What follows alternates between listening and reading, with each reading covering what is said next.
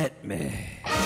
From Studio A in Arcata, behind the redwood curtain, it's time for... Succotash. Succotash Clips, the original Comedy Soundcast featuring snippets from comedy... Soundcasts. And here's your host from up the coast, practically unknown outside of comedy soundcasting, Comedy Soundcast Soundcaster, Tyson Saner.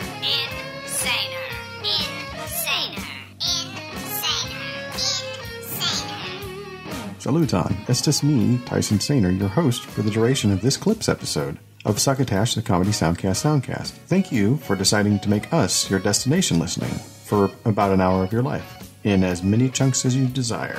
That's part of the charm of a soundcast. You listen whenever you want to. It's entirely your choice, and I'm grateful for your having made it so far. I only wish to provide a service, if the need still exists as you are listening to this. And that service is to provide you with longer than 30-second previews of other people's soundcasts, or podcasts, as many people may or may not be calling them as you listen to this. So in this episode, I've got clips of the following soundcasts. Cosmic Love, Dylan Brody's Neighbor's Couch Revisited, Bullseye with Jesse Thorn, The Future History of the British Isles, Smoshcast, and The Underculture with James Adomian. I've also got another triple shot of Raging Moderate Will Durst Bursa Durst, and selected readings from that 100% fake sponsor with a 100% real website, which is trumpoetry.com. That is capital T-R-U-M, capital P-O-E-T-R-Y.com. Before we get to the first segment, which will be our first burst of durst for the show, I'd like to share something with you, the listener. I recently received an email from executive producer Marc Hershon. I will be sharing part of that with you, edited for content but not context. Tyson, it reads, First off, you've been doing a bang-up job as the host of Succotash, so where I'm going with this has nothing to do with that. But, as we nudge ever closer to episode 200 of the Comedy Soundcast Soundcast, I've been thinking about whether there's a call or a need for the show to continue. When I originally conceived of the show, podcasting in danger of dying. 15% of people in the U.S. had even heard of a podcast, and fewer than that were actually listening to them on a regular basis. And there seemed to be no media really covering the growing phenomenon. So I decided to create a vehicle to help publicize the comedy side of the nascent industry, which seemed to, in some way, help get the word out. And the podcasters in particular enjoyed having a place that would play clips and talk them up. Both you and I have made lifelong friends as a result of our efforts with the show. It's true. Sorry, that was me. But the industry has taken hold in a big way. It's not going anywhere anytime soon. It's becoming more and more corporate each year, it seems, with the podcast networks gobbling up existing shows and producing new ones like crazy. Not to mention the enormous amount of little guys, finger quotes, getting into the game every week. So, it seems the original mandate behind our show has been outstripped at this point. If there's anything the Succotash can serve now, it's in making sure the smaller fish are getting some exposure. Unfortunately, that doesn't seem to be anything that anyone, in terms of sponsors, is keen to pay for, nor are the networks interested in bringing us in with that purpose. All of that said, I don't want to abruptly pull the plug. We should have a chat soon and discuss our options. Perhaps you want to take it over, lock, stock, and empty barrel. Or maybe we decide to have a once and final finale for episode 200 and then walk away. Curious to hear your thoughts on the future of Succotash and to help me decide what we should do. Cheers, Marc. So, after much deliberation on both our parts, both Executive Marc Hershon and I have decided that the best decision is to create more episodes until we reach 200, and then the show will go on hiatus. That is the plan, and it can change depending on what develops between now and then. Let's get to the show. Right. Leading the pack, it's the first burst o' durst. It's from July the 4th, 2019. And it's called 2019 4th of July, in which our intrepid correspondent sings the joys of summer. Hey guys, Will Durst here to talk about the 4th of July. Undeniably dead solid summer. A red, white, and blue arrow to the bullseye of patriotism when we celebrate the anniversary of the birth of our country by drinking a lot of beer and blowing stuff up real good. That's the thing about summer. It's loud. Fireworks and motorcycles and outdoor concerts and the high-pitched shrieks of kids in pools or passengers at the gates of overbooked flights. And summer heightens the other senses as well. Lemonade so tart it makes your tonsils pucker. Eating corn on the cob and feeling the butter slide right down your arm to drip off your elbow. Sand getting caught in the pasty-colored folds of flesh the layers of winter clothing have masked for 8 months. Summer is also the tinny mantra of a baseball game, squawking out of a speaker of an AM radio while barefoot at a barbecue, eating potato salad that's been left out in the sun all day, sweating like a stuck pig, and waving brooms at mosquitoes the size of footstools. And summer is supposed to be fun, which can cause a kind of frenzy of anxiety as we become so determined to have a good time we're forced to take a vacation to recover from our vacation. Meteorologists say that summer begins at the solstice, which is defined by when the sun takes its most northerly path across the sky, from the Latin for stand still. Well, that may be the astronomical beginning of summer in the northern hemisphere, but summer is less of a fixed date and more of a state of mind. One that begins when the bell rings for the last class on the final day of school and runs until the sun sets the night before the fall semester begins. So happy 243rd birthday, America. You know what? In the right light, you don't look a day over 235. For Succotash, the Comedy Soundcast Soundcast, I'm Will Durst.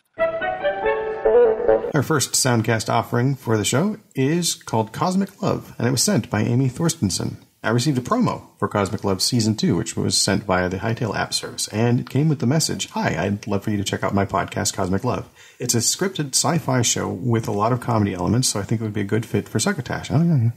I attached a 5-minute trailer of Season 2 here, which just launched a couple weeks ago. Let me know if you have any questions. All the best, Amy, and then her website, which is trapstreet.co. That's co/Amy-Thorstensen. I'll spell that later. So I listened to the promo, and I was intrigued. We don't normally play promos on Succotash, so instead I listened to a couple episodes from early on in the show's run and took a clip from there. So this clip is from the very first episode. I thought it might be nice to hear what the show, that is the show within the show, yeah, you'll understand in a moment, might have typically sounded like before the oncoming calamity. Broadcasting live from Pleasure Sphere 64.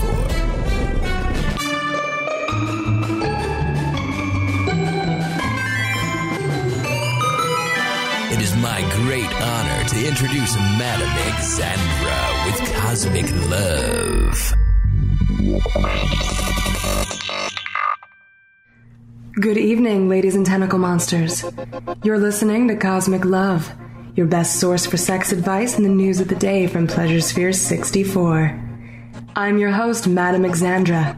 You may know me from Alexandra's House of Excitement down on Deck 10, where we have something for everyone, and our nightly review is guaranteed the hottest spot in the 40-deck region, Madam Alexandra's.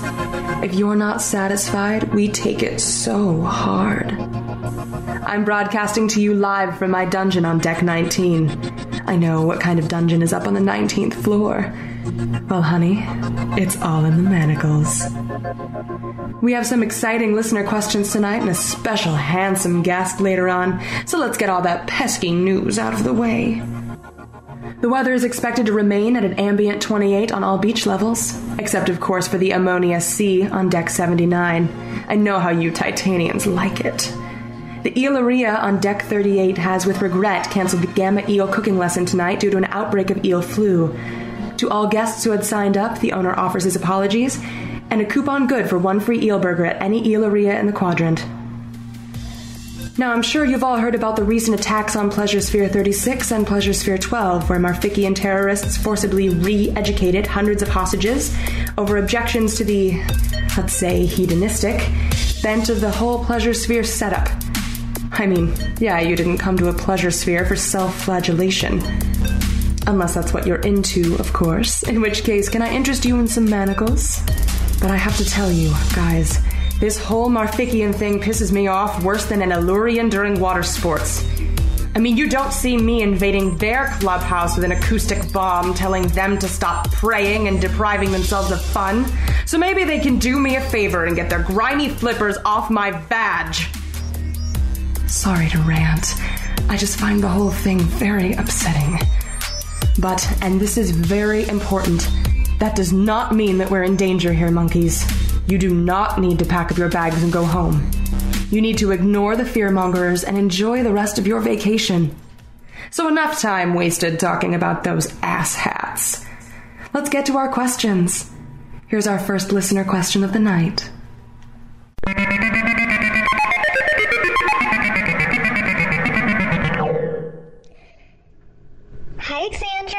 My name is Susie 2.5. I'm from Iota Dare, and I'm 436 years young.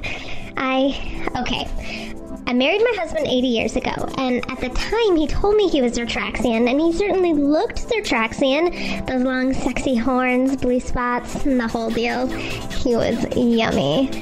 But in the last 10 years, his spots have turned magenta, his horns are shrinking, he's got 3 more blowholes. Yeah, not so Zertraxian now, right? He claims, this is all news to him too, that when his parents left him on Trillium 9, they told him he was Zertraxian. But I don't know if I should believe him. And either way, I'm a lot less attracted to him and our sex life has become non-existent. But I do love him. I don't want to give up on our marriage. I don't know what to do. Hi, Susie. Here's what you do. First, you have to think about how important it is to you that he genuinely thought he was Zertraxian when he married you, or if he was just lying because you were into Zertraxians and he wanted to get in your pants. And don't take that decision lightly, by the way. Once you know something like that, you can't unknow it. Unless, of course, you splurge on a cosmic cocktail at Nebula Jim's Liquor Emporium on the 37th floor. So if you decide you must know if those wretched blowholes are growing with malice aforethought, then get you and your husband's sexy asses down to the all-seeing eye on deck 17, and that bitch will let you know straight up. And after the whole objective truth thing comes out, insofar as it ever does, honey, you have a few choices. You could say, "So long, baby. These loins long for 100% natural horns and no substitutions. Marriage over." Or, and really, this is my personal recommendation, you can learn to love what I suspect is half Gromesian in his middle stage of development. You've got about 4 more blowholes and some pretty gnarly molting coming up. But after that, he's gonna settle into his final form. And I gotta tell you, final stage Gromesians are some of my favorite lovers. You know what you can stick into 8 blowholes, darling? Anything you want. So think about it. Have fun. Best of luck. So Amy Thorstensen is on her website, and again, that is trapstreet.co/Amy-Thorstensen, and that is trapstreet.co/AMY-THORSTENSON. And she can be reached on Twitter at littlest_Viking. That is LITTLEST_VIKING. And the show is also hosted on toplessrobot.com. That is TOPLESSROBOT. On Twitter, it's toplessrobo. Everything I just said without the T.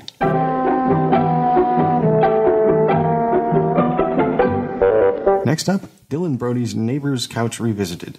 Now, Darren Staley has sent me a good amount of clips, and I do like listening to the show. And I'll be honest, if people send me more clips, just as Darren does, they'd also likely end up on the show, as long as it's not a promo, which is basically a commercial. And don't get me wrong, I love those. I think they're very well made and they're clever. And they work, they get me interested. But generally speaking, Succotash doesn't run promos. So I received a clip from Darren Staley. It's from the show from June 8th, 2019, where their guest was Robert Wool. So real quick, the description of the show is the tale of how a joke between friends on Twitter turned into an unexpectedly successful podcast. It's true.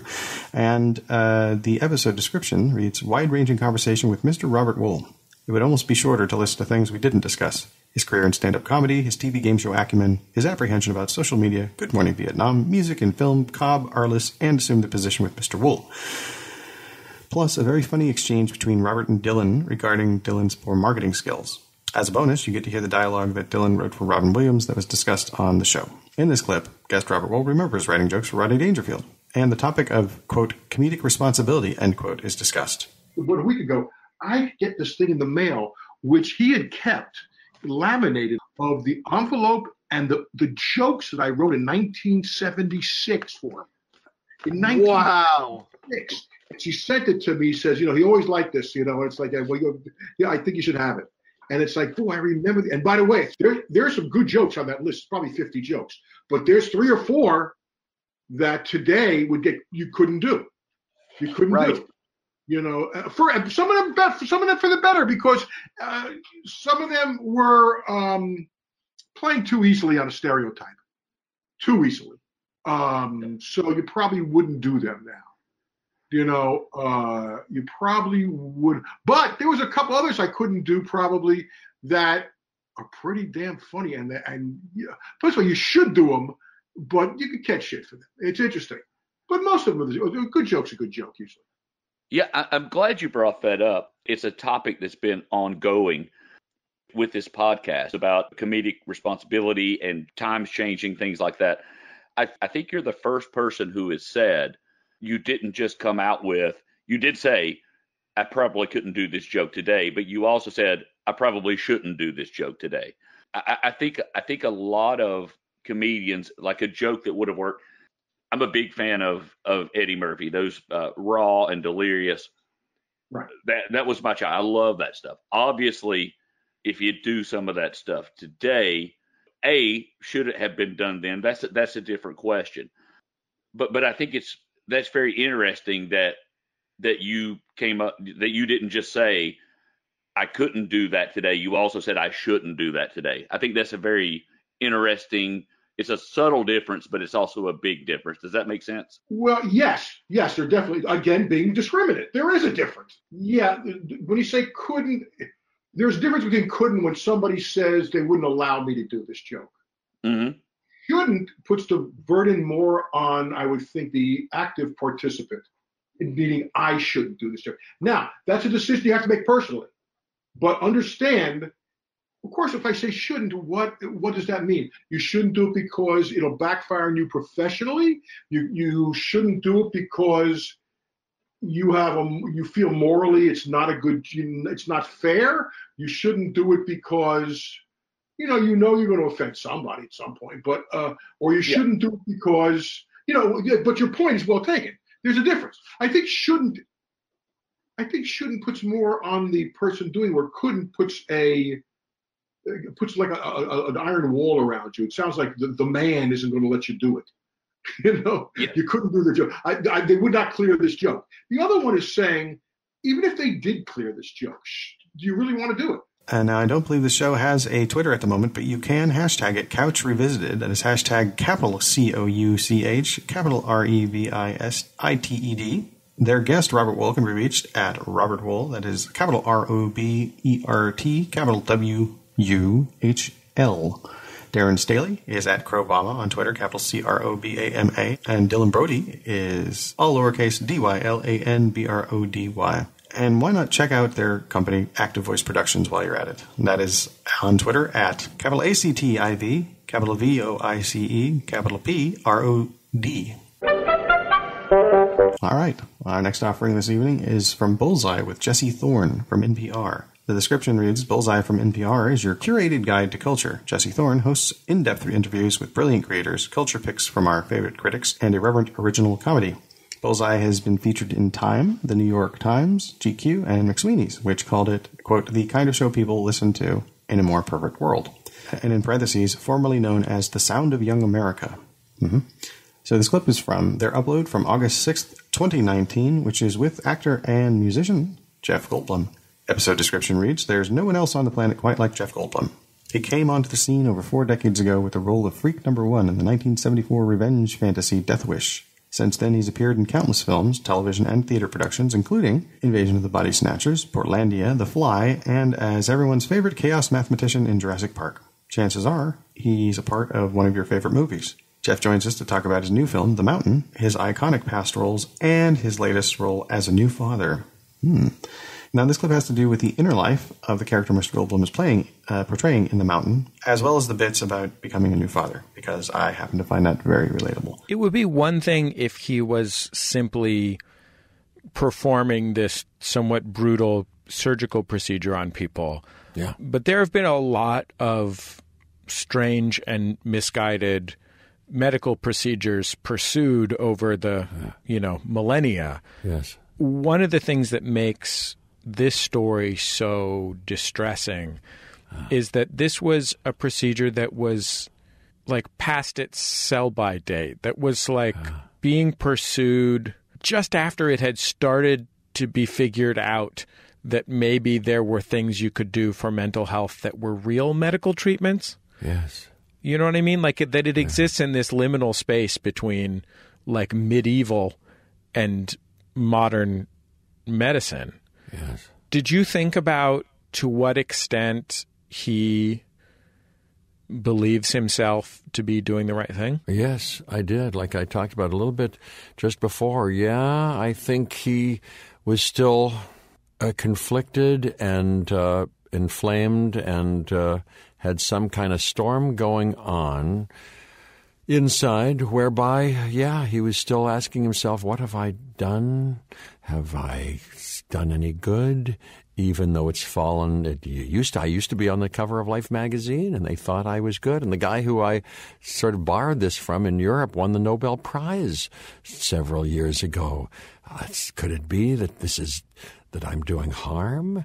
Arthur Miller, like I say, dealt with that in All My Sons and in Death of a Salesman. Am I doing right, Ben? What should I be telling my boys? I want to teach them the right thing. Am I doing the right thing? I'm beset with doubt. I think there's all of that probably, but like the American adventure in Vietnam, there were people involved in that, I'll bet, because now I've recently seen the whole of that Ken Burns documentary. There were people involved in that who, well past, like you say, the shelf life of reasonableness and defendability, knew that they were lying and doing great harm, but had other, considerations and prideful, masculine ideas about once you sally forth, you must stay the course, because that's what we must do. It's happened before, and it'll happen again. It may be happening now. I think that's what Rick Alverson, who has strong feelings about our culture, may be up to, waking people up and disrupting their confidence in fairy tales. And I read during the filming of this movie, I read this book by Kurt Anderson called Fantasyland, or How America Went Haywire, that really kind of illuminated a lot of what we were trying to talk about, I realized. And right now, as I'm kind of talking to press people again and kind of revisiting it and talking about it and thinking about it again, much to my satisfaction, these issues are interesting to me. I'm reading these Yuval Harari books that I'll bet you've read, Sapiens and Homo Deus. Now I'm on the third one. And he talks a lot about things that overlap issues in this movie, and made up, invented stories about nationalism and religion and economics and values that are simply invented, that have their benefits and their definite dangers. You yourself are in your mid-60s, and you have two kids relatively recently. Yeah, a 4-year-old and a 2-year-old, two boys. Have you considered your own life retrospectively at all? That's two big kind of occasions for doing so. Yeah.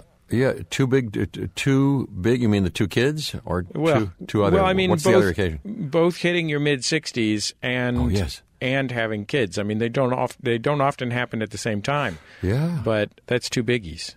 Right, getting up there and having kids. Yeah. Yes, it has. It's focused and intensified and clarified my thinking, at least my appetite to think clearly about one thing or another. I'm trying my best about large things, about if many of my ideas that I've floated upon are half baked, and what I'm gonna expose them to, either intentionally or not, what I'll be modeling for them, it's all brings it into focus. Do you have kids? Yeah, I have 3. No kidding. How old are they? They're 7, about to turn 8, 5, and 2. Oh, so boy, oh boy, we're something in the same ballpark. Yeah, just this very day, I'm not home. They're in L.A. I go back there tomorrow. But Charlie, the 4-year-old, Charlie Ocean, took the training wheels off his bicycle, and he's pedaling and balancing for the first time, riding a bike. I kind of miss that I'm not there, but I'll see it tomorrow. I'm sure he's still in the moment of learning. But I know it was a very exciting thing for me, and I like that scene in Kramer versus Kramer where Dustin Hoffman is very movingly teaching his little Billy to do that. And these kids are something. Oh, everything comes into question. All manner of assumptions and life questions. And, it sort of enlarges your perspective. That's why I'm enjoying these books right now by Yuval Harari. They're very high altitude, large perspective, views on the whole business of being human and the fleeting nature of any one of our lives and where we may be going and what he addresses specifically, what we might be, how we might be educating our children that might have any effective impact on their lives, because we're at a rare moment of change right now that may see them need to change careers several times in their lives, and the whole model for training and then working may be different right now. I don't think Jeff Goldblum is on Twitter, but he is on Instagram at JEFFGOLDBLUM. Jesse Thorn is on Twitter at JESSE, THORN. Bullseye is on Twitter at BULLSEYE. And you can reach NPR, NPR, and MaximumFun.org's Twitter site is MAX, FUN, H, Q. Or you can go to MaximumFun.org. It is MAXIMUMFUN.org.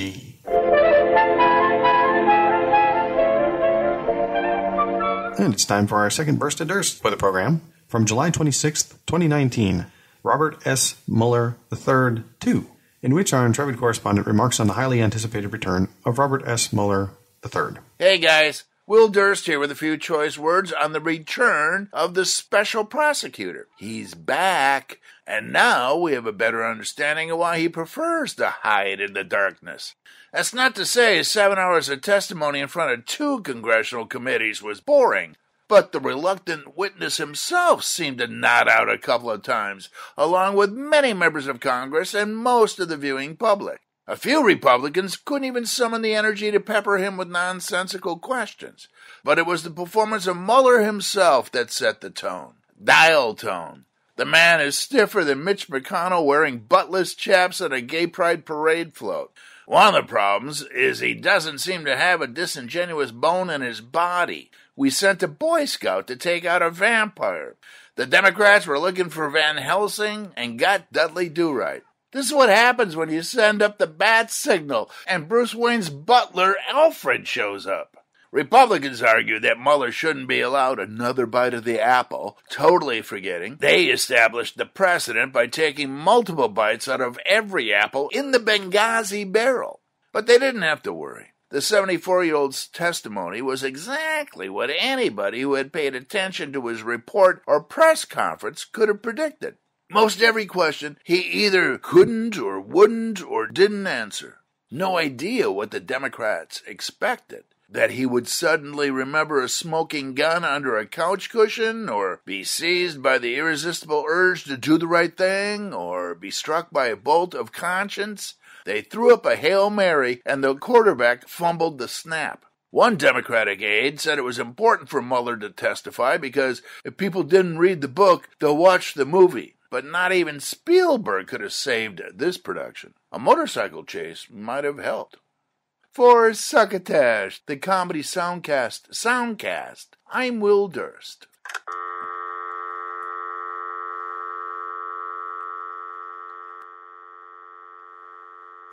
This episode of Succotash is sponsored in part by TrumPoetry.com, a chronological ode to a fake muse. Enjoy a rhyming spin on the news of the day every day, as well as over 500 archived daily verses thoroughly covering the White House, America, and the world with a sticky caramel coating that's impossible to remove.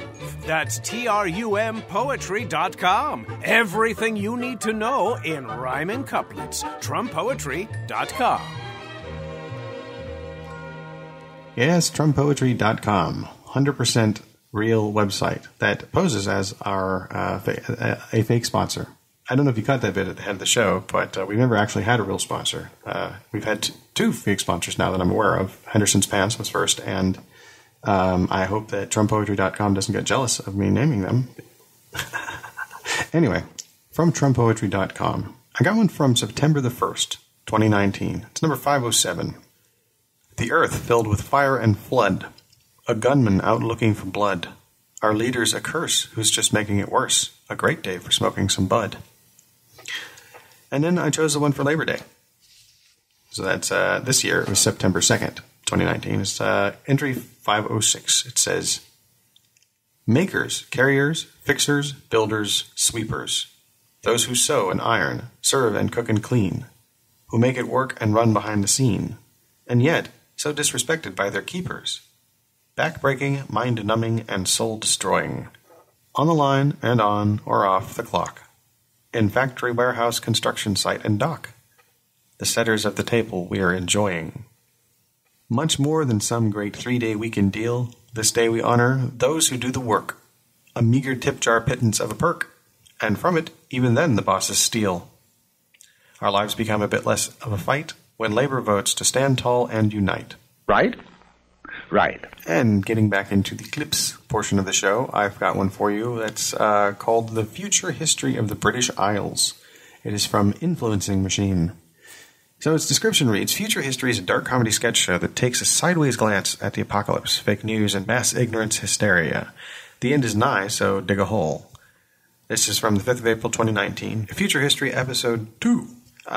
So this one is listed as 2/7, so I believe that's 2 of 7 episodes. It says, once government intelligence was able to link green protesters with anti-West terror cells based in Scotland, all credible of opposition to hydraulic fracturing, fracking was defeated, leaving the entire rural perimeter of Nottinghamshire primed for development. Written by Hugh Diekman. I hope I am not pronouncing your name wrong, sir. It became a site of international interest. Busloads of Russian tourists undertook pilgrimages to the site, which had a £19 basic entry fee with a £46 family day ticket deal that included secure parking, entry to all major exhibits, plus 3 complimentary shots at the shooting range, where customers had the chance to fire tennis balls at a frozen flock of wood pigeons suspended between trees with fishing wire.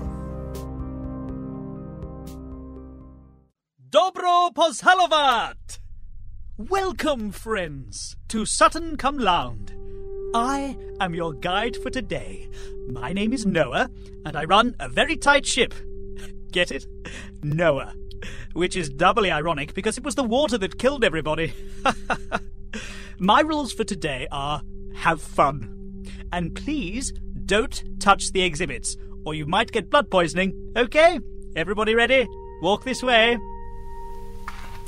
As we make our way down Town Street, please have a moment to take in the magnificent sight of Sutton's fracking wells, visible beyond the trees, like an army of well-meaning spiders, set to revitalise the area before unintentionally bringing about conditions of which they are not legally liable, leading to the irreversible decimation of the people of the village through slow and painful, harrowing death.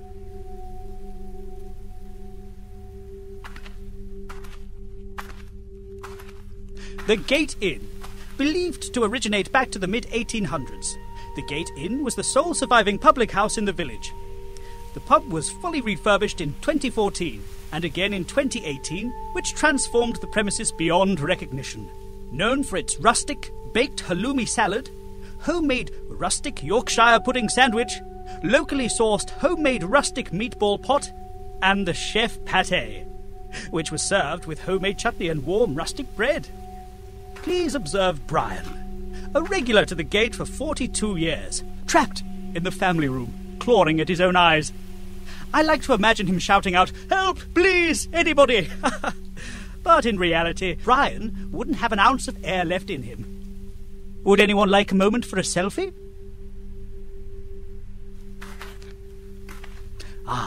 The village hall, the location for parish council meetings, the monthly quiz night, Get Fit sessions, and computer club. At the time of embalming, it was Sutton Art Group's annual exhibition, the theme, Still Life. Observe Mavis, dunking a rich tea in a milky brew, her laddered tights and hairnet, years of memories wrought on her aged visage. Mavis was a well-known racist in the area. Dog walkers. Now, look at this. Jeremy was quite a character in Sutton. Naturist, butt naked year-round, come rain, shine, snow, or, well, death. I apologize about the state of his genitals. A group of North Korean visitors recently decided it was good luck to rub them. We've got our team working on a replacement. Sutton Primary School. If you're wondering about the costumes, the children were fundraising for the survivors of a shooting in the US, hence being dressed as famous American figures. Here we have Abraham Lincoln playing in the sandpit with Kanye West. And over on the swings, Ellen DeGeneres and Oprah Winfrey fighting over some kind of fidget spinner. On her own, soiling herself as the formaldehyde took hold, is Billie Jean King. If you'd follow me, I'll take you to the staff room, where you can meet George Bush, George W. Bush, and 2 Ronald McDonalds.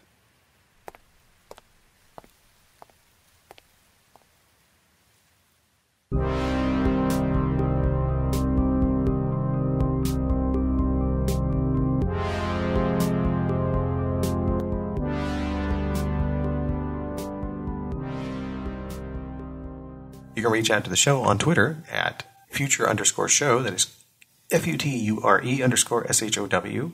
The creator of the show is at Hugh D. Mont, and that is at HUGHDMONT. Its main website is www.futurehistoryshow.com, and you can also find it on futurehistoryshow.libsyn.com. There's FUTUREHISTORYSHOW.libsyn.com.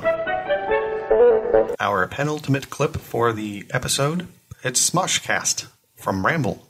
This description says, join the Smosh family as we discuss current events, YouTube drama, give our unqualified and unsolicited advice, and whatever else is on our minds, with Ian Hecox and a rotating panel of Smosh cast members, co-workers, and YouTuber guests. Cool.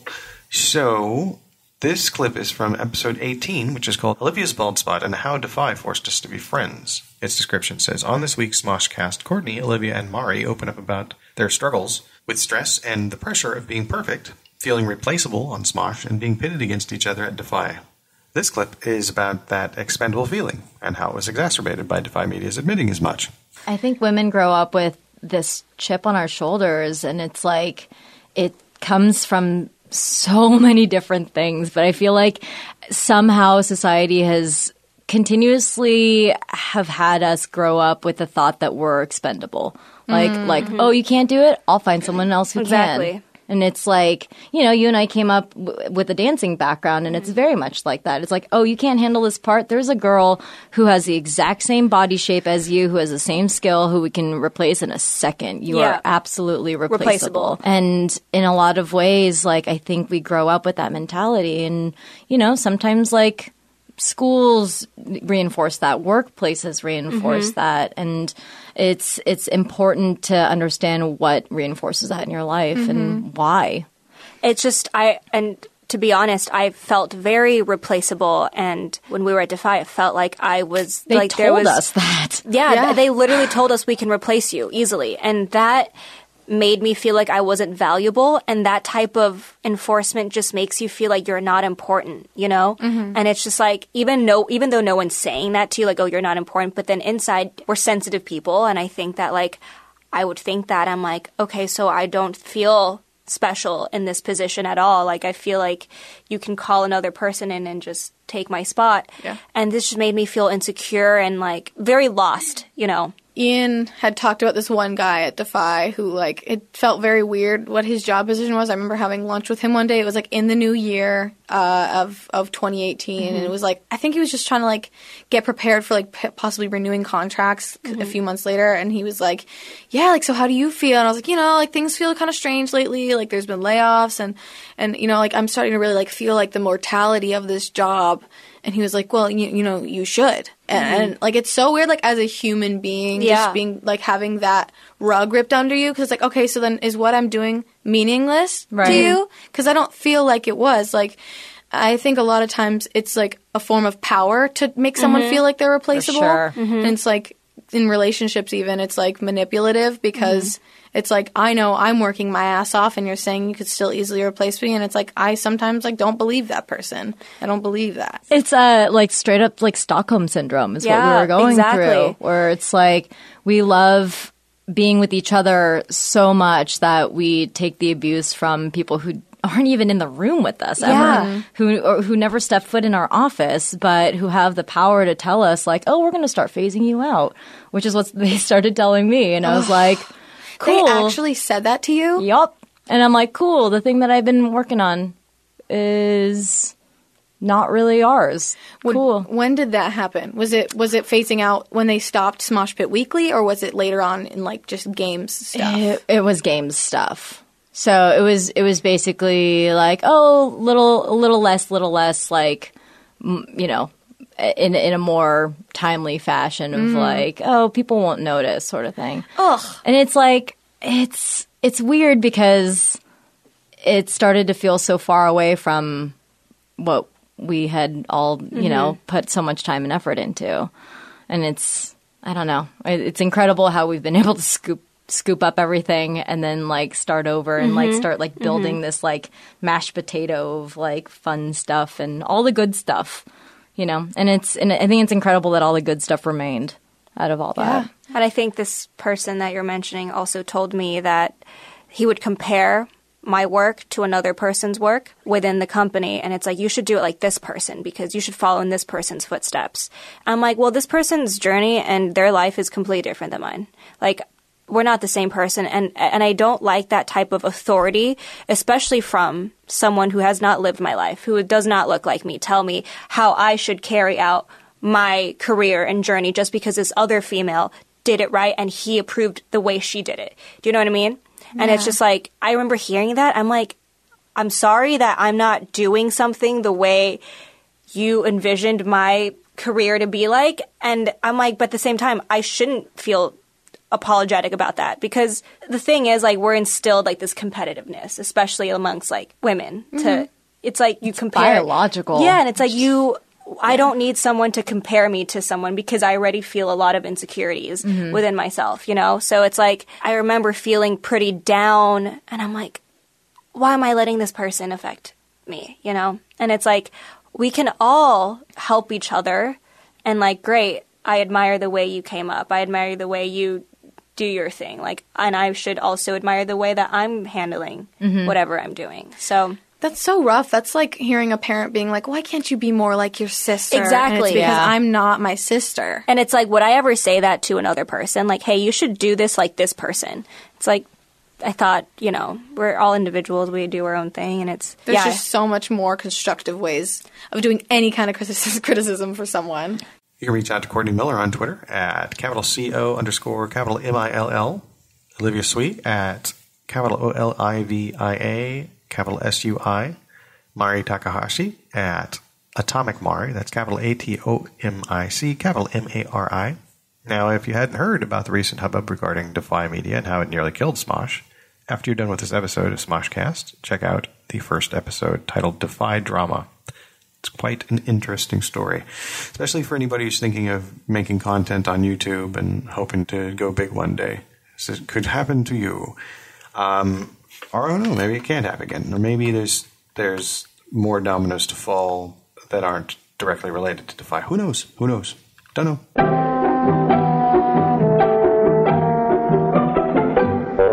And our final clip for the show is The Underculture with James Adomian from Forever Dog. Its description reads, James Adomian and friends perform a surreal vision of our times populated by heroes and hucksters, produced by the Forever Dog Podcast Network. This clip is from July 25th, 2019. It is titled Paul Giamatti and Quincy Jones, and then in parentheses it says /Jerry Minor. So the description reads, Paul Giamatti has been trying to get his podcast off the ground for a while now, and James has an exclusive copy of the 44th take of the pilot episode with special guest Quincy Jones. plus the world premiere of the trailer for Paul Giamatti's upcoming film about the ancient Greek myth of Sisyphus, and James chats with the very funny and talented Jerry Minor from Historical Roast, created by and starring James Adomian. Yes, James Adomian does probably one of the best Paul Giamatti impressions that I've ever heard. Prove me wrong. And so in this clip, Quincy Jones, as voiced by Jerry Minor, dishes on some famous people. Let me ask you, if I may, did you talked about how the Beatles and some other iconic celebrities were disappointing to you, and people were shocked. Now, can you tell us what was it about the Beatles that you didn't like? Was it their music or their style of playing? I can say this now, man. George Harrison. You know, there's scatological, and then there's beyond. And I've never been freaked out. I am never going to hear My Sweet Lord the same again. Man, I've never been freaked out. I've never been scared of anything. I'm not a coward, but this man, he'll put. Wow, I mean, like he seems so quiet and tame. Very polite. Those are the ones. Those are the ones, man. Those are the ones. What that man will do with feces, shouldn't be even thought about. Well, what he did was make a fantastic double album. All Things Must Pass. Now, did All Things All Things Must Pass? Was that the ethos for some of his scatological work? This is no one's going to hear any of it. I want to reiterate this. There's no one who's going to be listening. This is an internal pilot that agent Dom is going to decide what will be left in and cut out before any of it is released. Oh, well, then if you can cut stuff out, man, I can talk about Paul, because Paul, I'm still fucking Paul. I fucked Paul last week, as a matter of fact. Paul McCartney. Mm-hmm. I'm certainly not Paul Giamatti, because nobody's been fucking me in a while. I've basically been plugged up and told to just get thirsty before I'm ready to have any. Okay. Listen, man, if you ever want to get down, I go to a club every once in a while. I still go to a club in Hollywood now. A lot of these people might be a private club in Hollywood. Yeah, a lot of them might be beyond, your a little bit older than your milieu. I am desperate. Is this an elderly sexual dynamo secret club in Hollywood? It's not really a secret. It's just, but a number of us get together and underneath the Hollywood Athletic Club, I'm guessing. Well, this place is in West Hollywood. It's more of a retirement home to actors and musicians. So there's a lot of creative types there. But man, we didn't invite you. That you can come down and you can suck and fuck as much as you want to, man. That's more leeway than anyone has ever given me. I could just, I have to ask permission, but am I allowed to show up on a leash with my wife holding the leash? Man, it's preferable. Maybe you show up on a leash, man. You're a newcomer. People were shocked at what the things that I did in the film, in the show Billions, in the first episode and subsequent episodes. I'm in my characters introduced, being urinated on, being stepped on and taped. I'm slapped around and abused, and people are shocked, and they go, "What did it take for you to accept this role, to allow this as your reputation?" And that was none of that was in the script. I brought that in the audition, on the audition tape. That's me. That's you use sense memory, and that's all I know. That's why it always goes back straight to when they're like, do a take for you. That's when I get on my knees in the fetal position and assume that the cheeks are going to start being slapped in a way that some find sexually gratifying, but most find humorous. Like when you see a donkey or a chipmunk slapped. Ow! Ow! Ow! Oftentimes I am told to slap myself. Yeah, you kind of remind me of Don Knotts, who was the definition Listen, man, this dude was the definition. Are you saying that vocally I'm ranging a little bit too much into the territory of Don Knotts, or you mean personality? Oh, well, that too. But thank you for the note. I meant more in the shame, in the sexual shame, because that's what Don was into, man. He was just he would have anybody humiliate me. Don would be in the corner with a sign that says "Pee on me" in the party. For the whole time, man, he would be there for 3 hours. Nobody ever talked to him. He just sit in the corner with a pee on me sign stuck to him. Was Andy Griffith in attendance at these parties? He would be the one peeing on him. I really walked into that. That's who the sign was for. Underculture has a Patreon, and it is at patreon.com/The Underculture. That is THEUNDERCULTURE. I will be spelling that a couple more times, but in different ways. So on Instagram, you can follow it at UnderculturePod. That is capital UNDER, capital CULTURE, capital POD.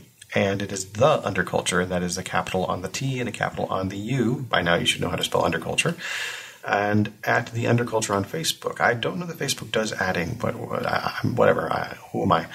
Oh, and Forever Dog it's Forever Dog Productions. So that is FOREVERDOGPRODUCTIONS.com. And then there's a bunch of other stuff. So Guest Jerry Minor can be reached on Twitter at Willie for Crack. That is capital WILLIEFORCRACK. And James Adomian can be reached at capital J, capital ADOMIAN. And before we get going this evening, it is the third and final Burst O' Durst on offer tonight. It is from August 2nd, 2019. It's called The Best Words, in which our intrepid correspondent deciphers a way to tell when politicians are working us. Their lips are moving. Hey guys, Will Durst here with a few choice words about the best words. Not Donald Trump's best words, because although he keeps saying he's got them, we never get to see or hear them. He probably realizes how precious they are and keeps them locked up safe in order not to waste them. Mostly discussing the Democrats' best words here, because that's what they were slinging at each other in the debates last week. Best words to captivate the best people who are, of course, the best voters. And as we have seen, those words can be inspirational, aspirational, confrontational, non-denominational, or generational, but are definitely not necessarily connected to reality one bit, and often sort of predictable. Every single one of these candidates is pro-good, anti-bad, and they're on the side of the angels, not the demons, the cops, not the criminals. They're against cancer. They love families. Education? Yes, indeed. They're big fans. Corruption? Nope. Not in favor at all. And on that, you can quote them. The future? That, my friends, is yet to come. And something we must all work towards. Together. Because working together is the only pathway to the future. Healthcare is good, but only good healthcare. Not bad healthcare or insufficient healthcare. Or poorly administered health care. Let's face it, bad health care is bad. Universal health care can be good or bad. So we want the good kind. And we're definitely going to see more stuff like free tuition and a strong defense and border security and a powerhouse economy and clean air and water and no guns at all. With what? Oh, sorry. Never mind. Erase.